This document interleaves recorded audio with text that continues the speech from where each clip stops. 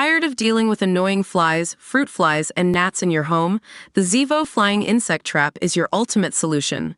Don't wait. Check out the link in the video description now to get your Zevo Flying Insect Trap on Amazon and enjoy a bug-free home today.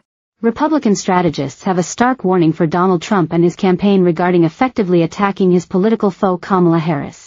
The GOP presidential nominee has struggled to stake out a clear line of attack against Harris after the shakeup at the top of the Democratic presidential ticket. He recently caused controversy when claiming he didn't know that Harris is black and has also focused on comparing her crowd sizes to his own at campaign rallies. His top allies have told him he needs to focus on Kamala Harris's record as vice president and ignore the other nonsense in order to bring her down in November. Trump joined X's Elon Musk for a rambling interview on Monday night where the pair discussed a variety of topics, but strategists believe it did little to change minds in a close race with just months to go before Election Day. Every day that Trump doesn't spend in a battleground state, defining Kamala Harris on issues like the economy and border security, is a lost day, said Republican strategist Kevin Madden, who worked on the Mitt Romney presidential campaign. The key to winning swing voters right now is to persuade them with a message focused on the economy and be relentless about it, he added. The latest polls show that Harris has wiped out Trump's lead from when he was running against President Joe Biden. The Real Clear Politics average has Harris up in a head-to-head matchup by just over 1 point, a statistical tie. Recent polls out of battleground states also showed Harris closing the gap and in some states leading the ex-president as she ramps up her ground campaign. But Trump has been largely off the campaign trail over the last 2 weeks. On Friday, he traveled to Montana for a rally. The state is considered a safe red state, not a battleground.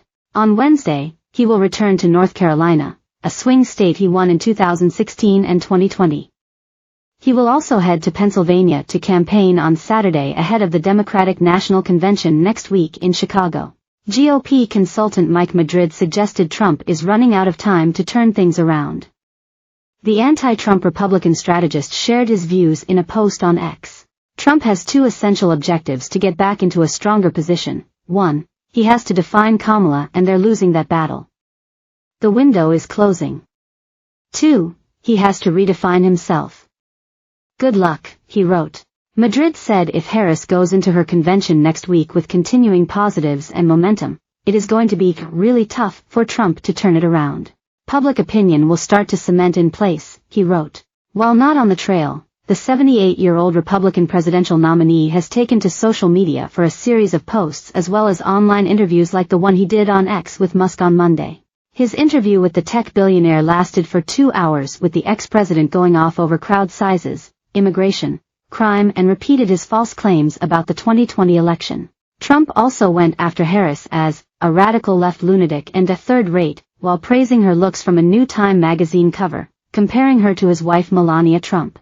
Unfortunately, if you were somebody who tuned in and maybe were on the fence or if you were just somebody that was curious to hear what he had to say, but you've already made up your mind, I don't think really it changed too many minds, said Amy Tarkanian, a Republican strategist and former GOP Nevada state chairman in an interview in CNBC.